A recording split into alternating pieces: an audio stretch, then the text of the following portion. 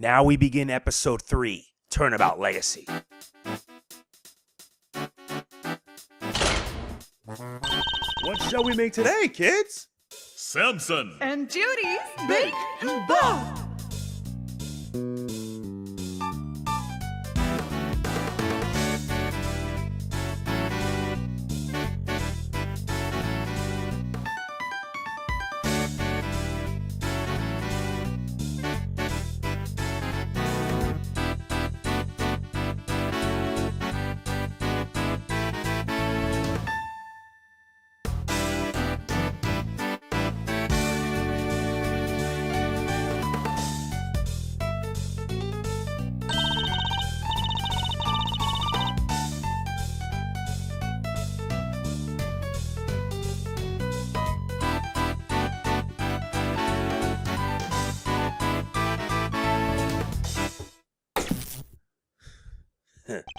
Wow. Talk about a blast from the past. Hey, Gregory. I'm going back there tomorrow with your boy. I'm finally going to find out what happened 18 years ago.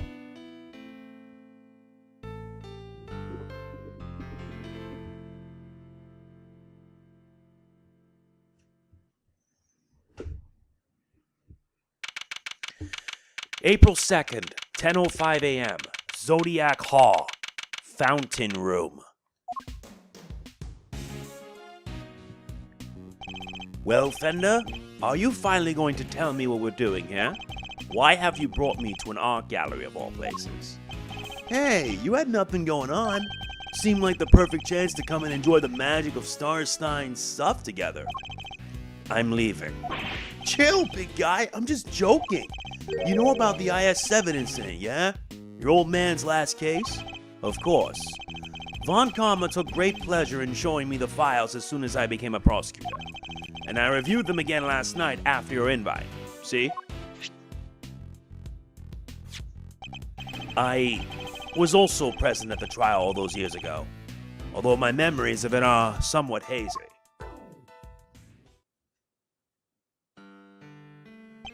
As a child, I was completely in awe of my father. The sight of him in court was inspirational. Gregory Edgeworth, attorney at law, and opposite him, the man who would become my mentor, Manfred von Karma. It was quite a case.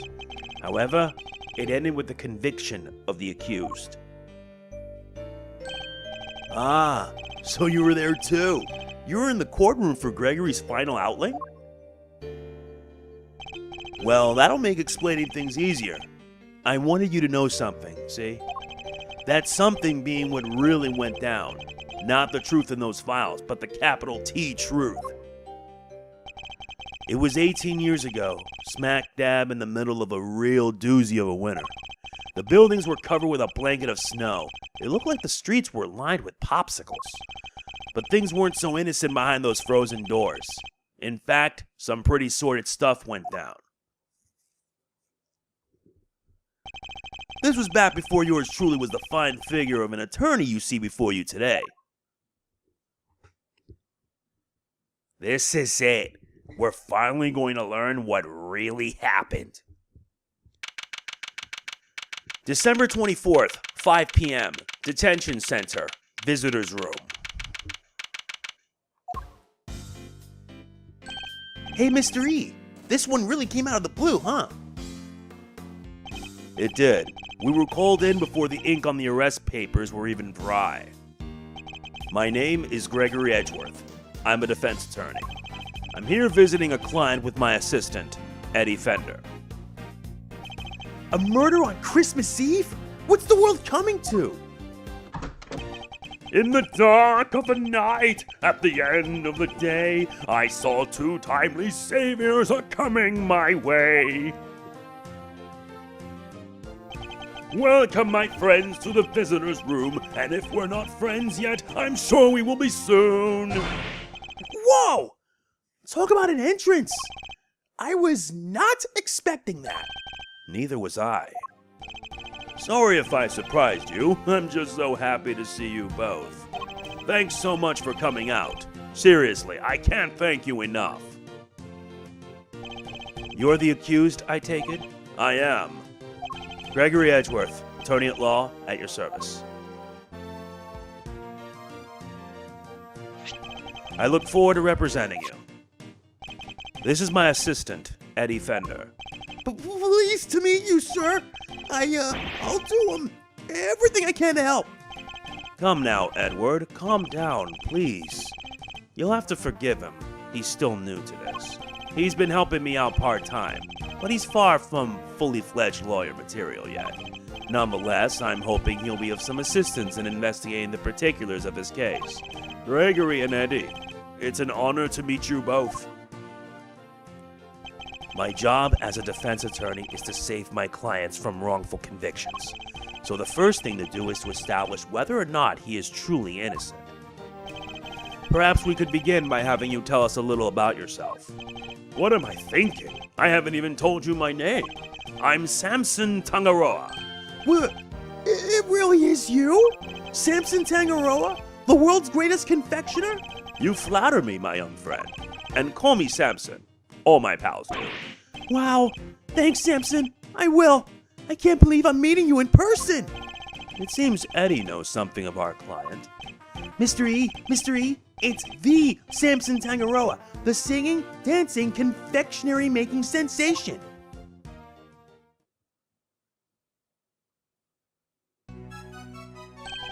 What shall we make today, kids? Macaroons, waffles with cream, chiffon cakes that are light as a dream. Laugh and sing, smile, it's true. All that sweetness waiting for you. Look there. What? Where? Over there. The oven's got something special to share. Now, let's see what we've got for you. I almost started dancing along. No way! I gotta sing with Samson Tangaroa! This is a dream come true! Thanks, little pal. It means a lot to hear you say that.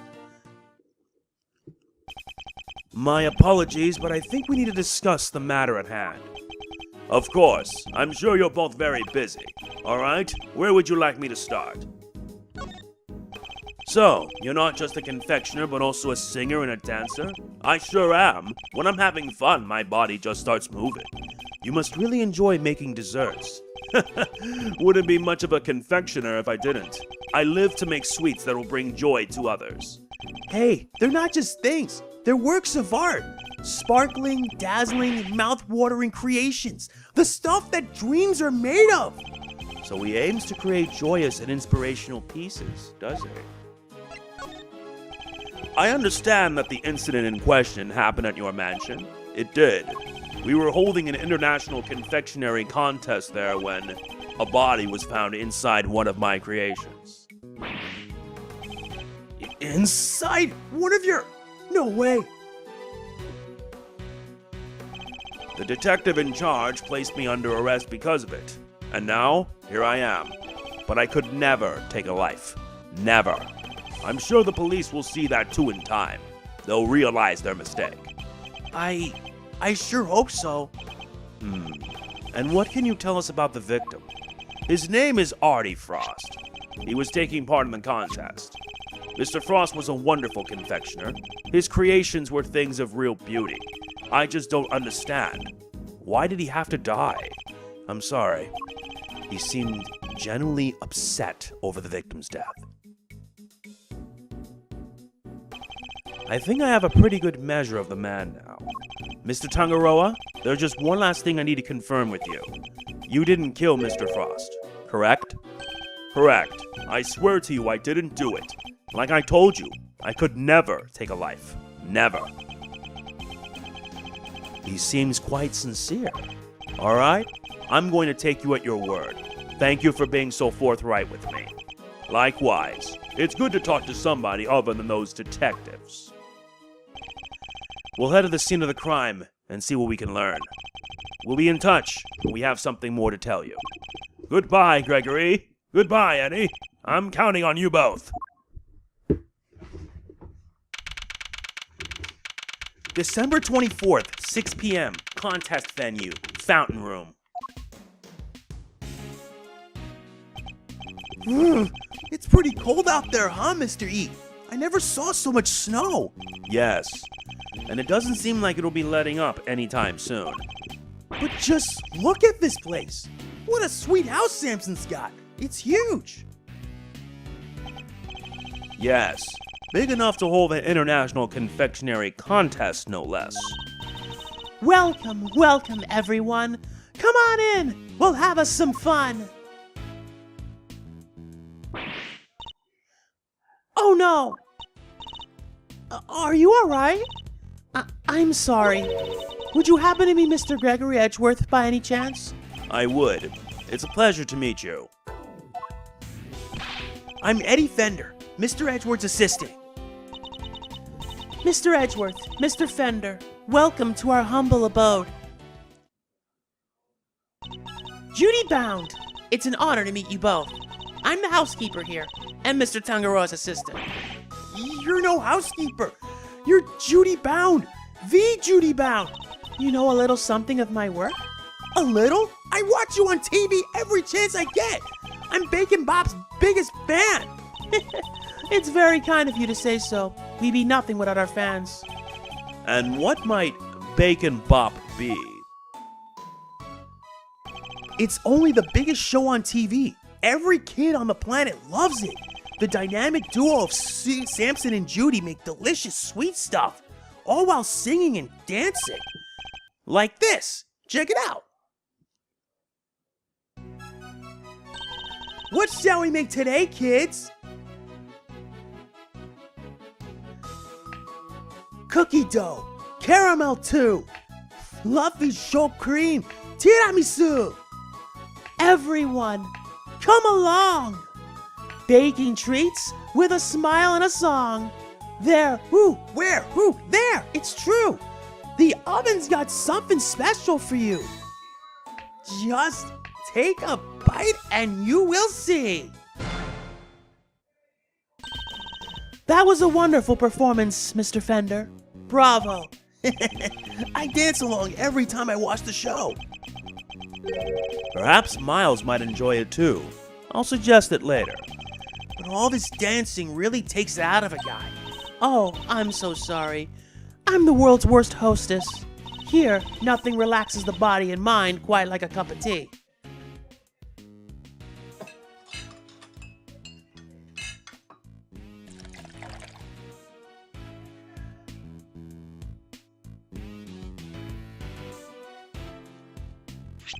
Ah, this is Salion, correct? It's delicious. Its citrus aroma is said to improve one's ability to concentrate, as I recall. Interesting. So this is what Salion tea tastes like, huh? How odd. The saucer's cold. Yes, it's so that the tea cools down more quickly, I'm afraid. Some of our guests don't like it too hot. I see. These teacups are very unique too. The design is really something. You think so? Thank you so much. I ordered them all the way from France. They're my absolute favorite. They were designed by a marvelous sculptor named Paul Halik. Have you heard of him? He makes the most amazing tableware in the world. You're clearly a big fan of his work. Oh, I am. These teacups are my greatest treasure. She's certainly not afraid to show when she's passionate about something. If you don't mind, Miss Bound, I'd like to move on to the reason we're here. Can you tell us everything you know about the unfortunate incident that occurred earlier? Of course. I'm sorry for getting so distracted. I guess I'm still in shock. Because I'm the one who found the body, you see. You discovered the victim? Is it true that the body was recovered from inside one of Mr. Tangaroa's creations? It is. We were in the middle of the contest's final judgment phase when I heard the sound of something big collapsing coming from Samson's room. Samson? Are you in here? Ah! I opened the door and went inside, and there was Mr. Frost's body. Thank you. I'm sorry to make you relive such a traumatic experience. Think nothing of it, please. I only wish I had more to tell you. Now, if you don't mind, Miss Bound, I'd like to begin our investigation of the crime scene. Oh, Mr. Edgeworth, Mr. Fender. You have to save Samson. He's no murderer. He could never do something like that. Of course. Leave it to us, Miss Bound. Thank you so much. I'll go serve the others their tea then. Come, Eddie, to the scene of the crime. Yes, sir, Mr. E.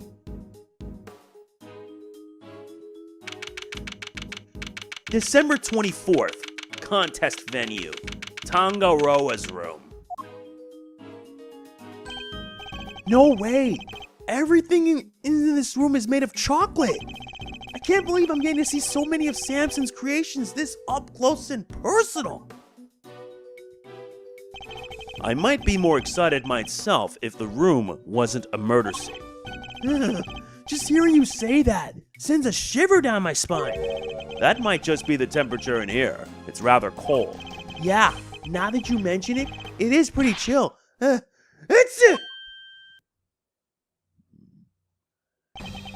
Defense on the scene already? That was fast. A pleasure to meet you. Gregory Edgeworth. I'm representing Mr. Tangaroa. This is my assistant, Eddie Fender. Nice to meet you. Bad. Detective Tyrell Bad. The detective in charge is named Bad. A man of few words. Something about this just doesn't taste right. You're eating your notepaper? He likes to chew over his thoughts rather literally, I'm afraid. It helps him to digest and remember them. It is a little quirk of his. Please try to ignore it. Although I'd be the first to admit that's easier said than done. With introductions out of the way, Detective Bad, would you mind if we joined you in investigating the scene? Sorry, not gonna happen. What? How come? Mr. Edgeworth is Mr. Tangaroa's attorney. Yeah, and attorneys will do anything to get him off the hook. Even put words in their clients' mouths. You think I need that on my crime scene? Mr. Edgeworth would never do something like that. I don't trust attorneys, okay, kid? Detective, you established my client's supposed guilt based on an investigation of the crime scene, correct? That's usually how it works, yeah? What of it? Then extend me the same courtesy. I believe he is innocent, and I would like the chance to prove it. You believe he's innocent, and you didn't even see the scene yet? That's some flimsy lawyering. That's exactly why I wish to see the scene for myself. I need to ensure that my belief is based on solid evidence and sound reasoning. You about to tell me you're not leaving until I let you look over the scene? I am. Fine, knock yourselves out. Thank you, Detective.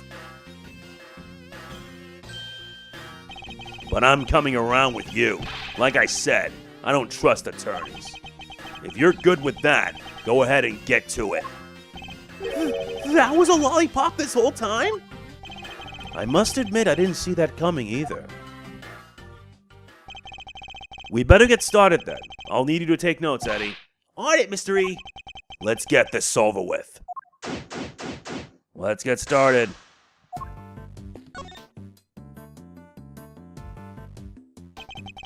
So this is where the body was discovered. Yeah, they took it away already, but everything else is just how we found it.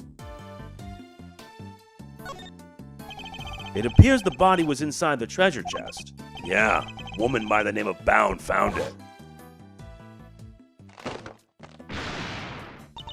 Samson? Are you in here? Ah! Seems she heard something breaking and came in to see what it was. If only we had just a little more information. There's something else in here. Huh? Looks like a seal of some kind, with somebody's initials at an intricate shape carved into it. Is it for making those fancy wax things on documents? Do you think it belonged to the victim? No idea, but it's gonna get logged anyway, so I'll take that.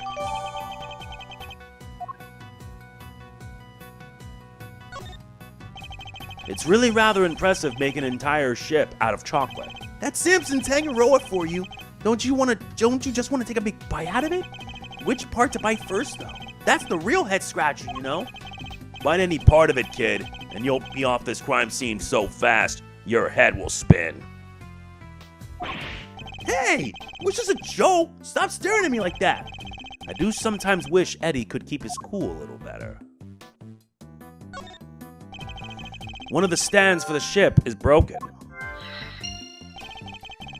The ship must have collapsed onto the treasure chest and smashed it open. Wait, do you think... Could that be how the victim died? Was he crushed by the ship? If he was, this becomes an accidental death and not a murder. You two serious? Don't worry, Detective. For the moment, we're simply discussing a possibility. I was being serious, though. Detective, can you tell us a little more about the state of the victim's body? Let me see. Got a picture here someplace. You can see for yourselves. Death was from blunt force trauma. And what about the weapon? Has it been found yet? You can ask the prosecutor in charge about that. The detective's not one for sharing much, I see. Would you mind if we borrowed this? No skin off my nose. It's not like it's official. Bound took it with an instant camera when she found the body. An instant camera? Like it's disposable or something? No, it means that it develops the pictures right there and then when you take them. No way. Sounds pretty convenient. Now then, I'd better get my facts straight and take down some notes of my own. There's something in this picture that contradicts with the current crime scene. I need to call on my powers of deduction to figure out why.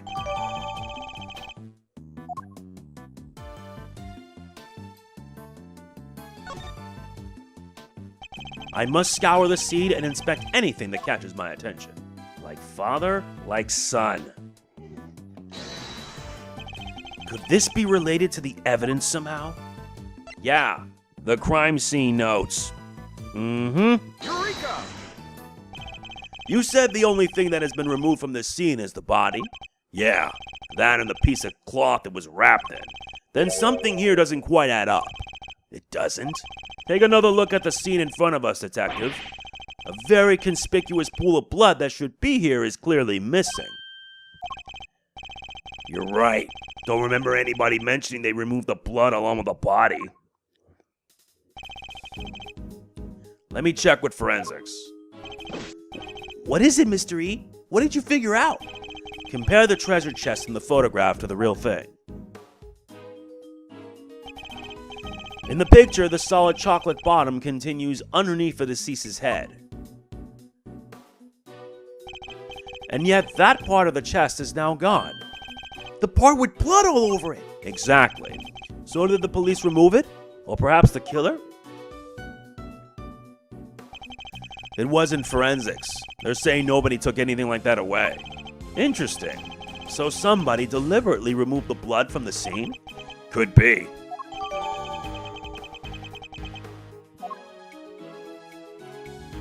Well, it's time for us to do logic. Gregory style. Sound of something breaking with a broken stand. Seriously, I love this new controller so much. The stand broke, and the ship collapsed with it. And the loud sound it made brought Miss Bound running. Yeah, said the ship had already keeled over by the time she got in here. But why did the stand collapse? What caused it to break? Maybe the whole thing was off balance from the get-go. Could that really have been the case? I doubt it. There's some very tasteful tableware here, along with some kitchen utensils. This tea set is of the same design as the one Miss Bound served us earlier. You think Samson could have been drinking tea out of that? The pot and cup were dusted for prints. His were the only ones they found. And was that the case for the utensils too? Everything else had been washed, so there weren't any prints to find. And if Mr. Tangaroa was wearing gloves while he was working on his confectionaries, that could explain why prints were only found on the teapot and cup.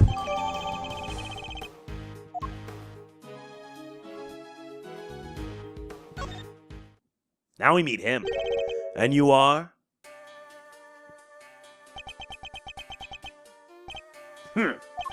Sorry, meditating. Did you want something, detective? Oh, I'm an attorney, not a detective. Gregory Edgeworth. Pleasure to meet you. And I'm his assistant, Eddie Fender. I see. Name's Carmelo Gusto. I'm a confectioner here for the contest.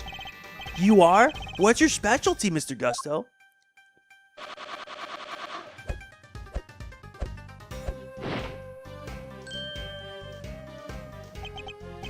The art of air and sugar. No way! Look at that! It's a little baby seahorse. It's a dragon, a noble soaring creature of the skies. That's a dragon? It does look more aquatic than airborne. No need to sugarcoat it. My design sense is weak. I know that better than anybody. That's why I'm heading to Zhangfa when this is all over. I need to train hard. Perhaps we should get off the subject of his design sense for now. So what are you doing in here, Mr. Gusto? I didn't think they were allowing civilians on the scene yet. Detective wanted to know more about one of the pieces in here. Makes sense, seeing as he's a contestant. Perhaps I should ask him a few questions of my own. Those are some interesting implements you use, Mr. Gusto.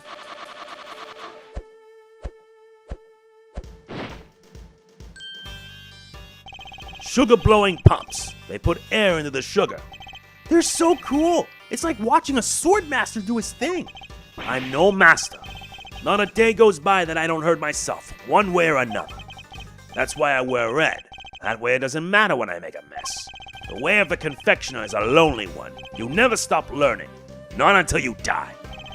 The way of the confectioner sounds like a long one too, if he's still injuring himself on a daily basis. What can you tell us about the contest? Based on what we've seen so far, flavor doesn't seem to be the only criteria at play. The contest was Tangaroa's idea. It's about art. Confectionery as art. Confectionery as art? Art you can eat. Every part of it. Every single item in this room is edible. The whole place does kind of smell like chocolate. Tangaroa is a genius. A once-in-a-generation talent. Flavor and flair. He has it all.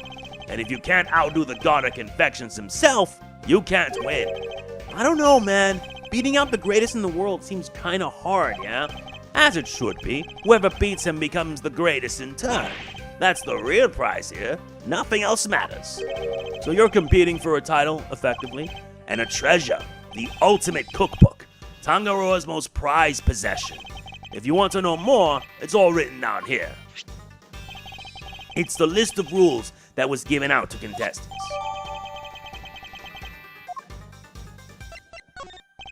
Sorry, I don't know much about what happened. I only heard about it after the judging was over. How was the judging organized? It started at 3 p.m. Tangaroa began making the rounds right around then. He left his own room, then worked his way around the venue clockwise. My creations were the first to be judged. After that, he went to Scone's room. She's another one of the contestants. What can you tell us about her? Ruthless, brutal. There's nothing she wouldn't do to win. She was working with cream, some kind of dreamscape. Then, last of all, Frost's room. His thing was flavored ice. Sculptures this time, or so I heard. Bound found the body, while Tangaroa was still making the rounds. She panicked, ran to call the cops. Tangaroa went right on judging, claims he didn't know a thing about it. Went ahead and looked over the victim's work, even though the guy was nowhere to be seen. Pretty suspicious behavior in anyone's book. I don't have enough information to challenge him on that yet. By the way, Detective Bad, what were you and Mr. Gusto talking about earlier? I was going to ask about the piece on the wall here, the one in the frame. Seemed like something was off. Thought I'd better ask somebody who knows about this stuff. But then you bozos showed up and pulled me away from my very important work.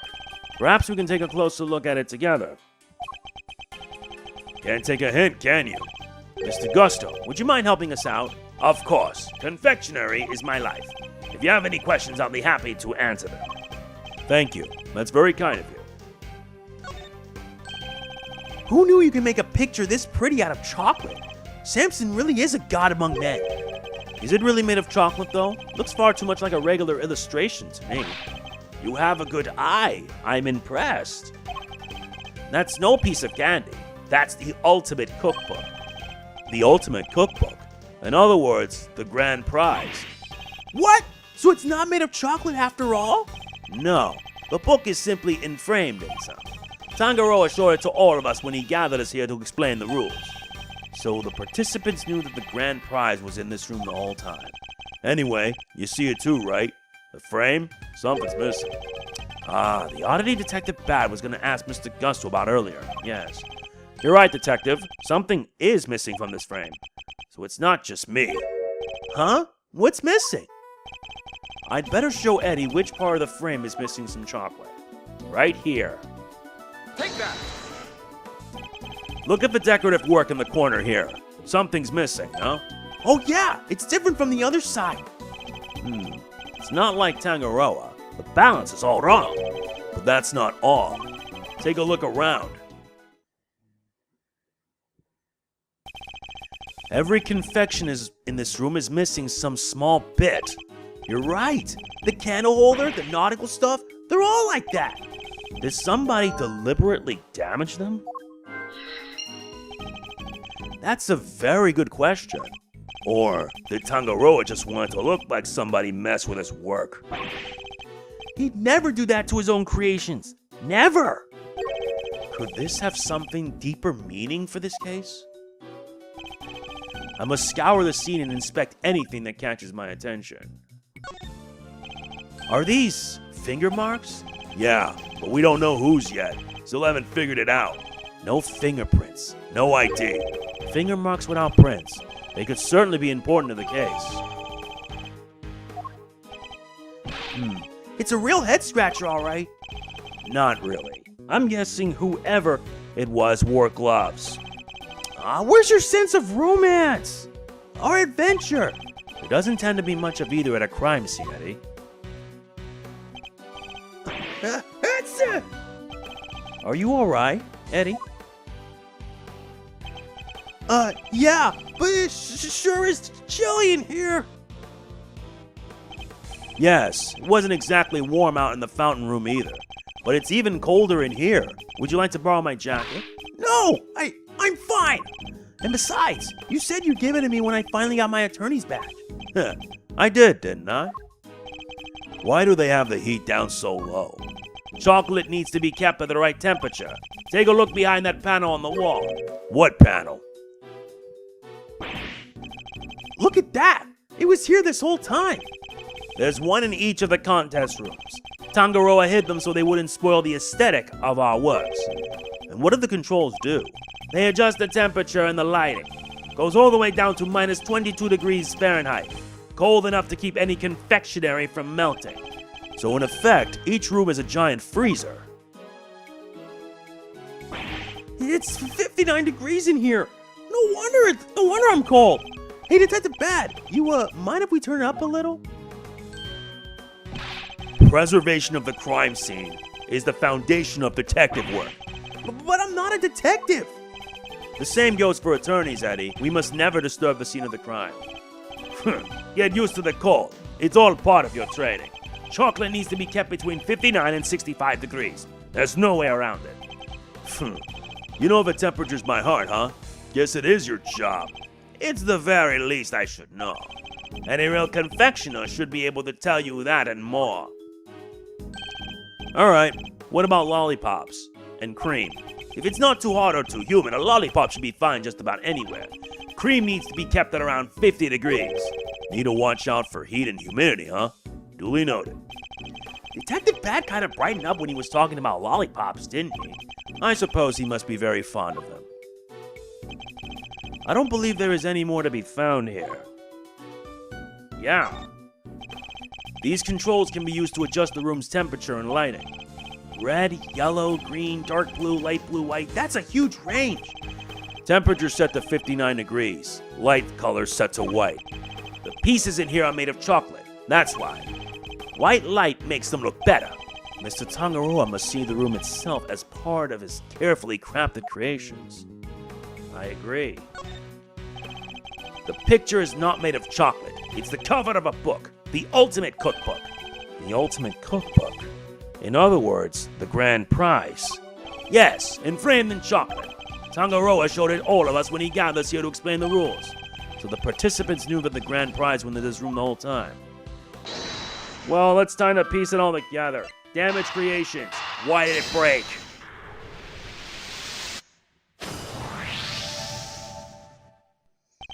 All of Mr. Tangaroa's creations are missing. A little piece each, including one of the stands that was holding up the ship. Somebody really went all out. Do you think it could have been the killer?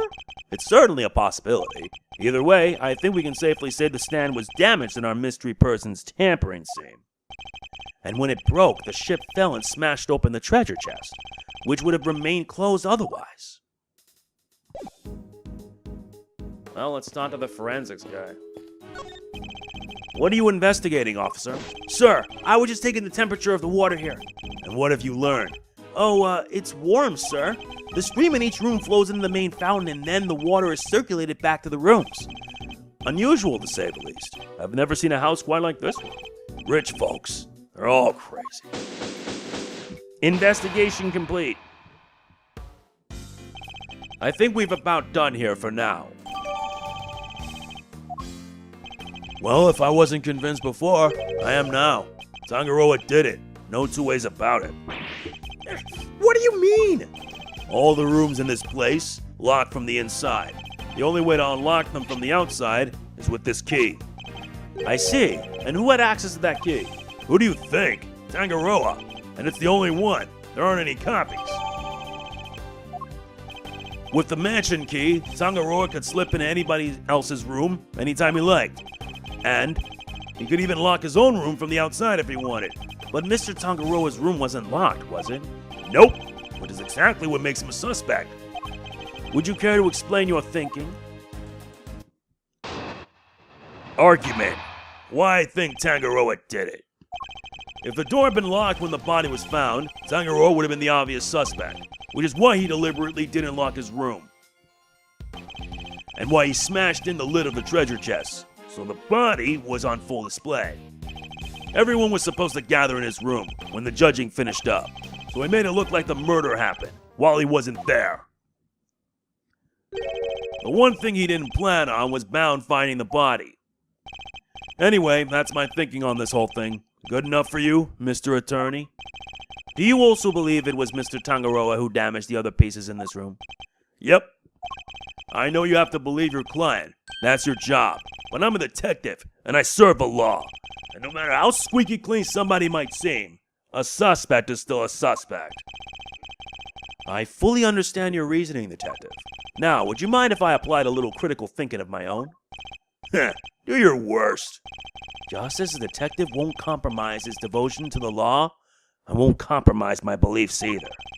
And I'm not about to just accept his version of events. In fact, I'm going to show him the piece of evidence that highlights the contradiction in his claims. It feels like Phoenix Wright just came back. If the door had been locked when the body was found, Tangaroa would have been the obvious suspect, which is why he deliberately didn't lock his room, and why he smashed in the lid of his treasure chest, so the body was on full display.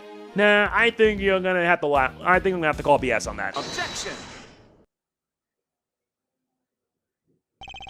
We've established that the body was hidden inside the chest, and that Miss Bound only came running into this room when she heard a sound. It seems reasonable to infer that the sound was that of the chocolate boat collapsing. Sure, seems likely, based on the evidence. And yet you assert that it was Mr. Tangaroa who had smashed the lid of the chest. I believe this photo makes it clear that it was the ship that did the smashing. And if that had occurred only moments before Miss Bound had entered the room, then it couldn't have been broken by Mr. Tangaroa, who was out judging the contest at that time. Hold it! I never said he did it then and there. He could have done something to the stand, so it collapsed when he was in the middle of judging. Objection! Have you any way of proving that assertion? Nope, but the investigation isn't over yet. There's still time. So he doesn't have anything conclusive. Have you found any prints in this room besides those of Mr. Tangaroa? Yup, on the door. But we found Tangaroa and Frost's prints on there too. We were all brought in here for a briefing, right before we started work on our creations. Those prints are probably from then. I take it you haven't checked any of Mr. Tangaroa's works for prints yet? Why would? We know that somebody tampered with them. Therefore, it's possible they left some prints behind when they did so.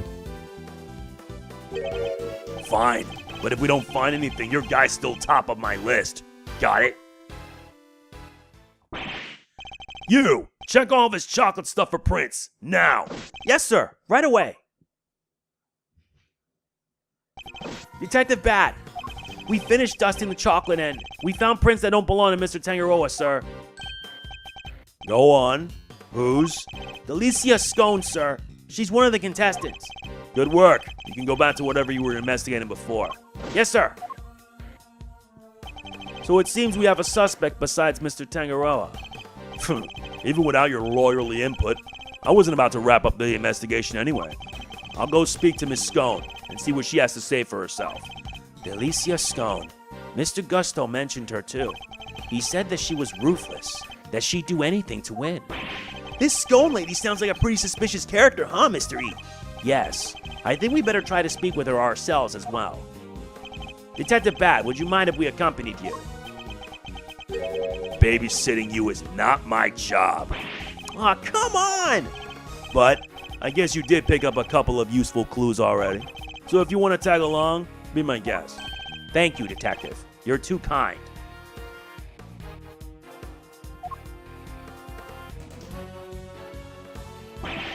But Detective Bat, sir, I don't think that's such a good idea. The lead prosecutor is still busy in there. It'll be fine. Me and him don't exactly see eye to eye anyhow. Who is this him? Who did they assign the case to? Manfred von Karma. What? They gave it to Von Karma? He hasn't lost a case in 25 years! Manfred von Karma, a living legend over at the prosecutor's office. We've never faced one another in the courtroom, but I've heard plenty of stories. They say he'll do anything to ensure a guilty verdict. But I can't let that distract me. For now, I need only continue to do what I believe is right. And that, ladies and gentlemen, completes part 1. Sorry, gotta get back to my regular voice. Anyway, that is it. If you enjoy it, like, comment, share, subscribe, and click the bell. I'll see you in the next. This is MegamanNG signing off. Peace out. Product provided by Capcom.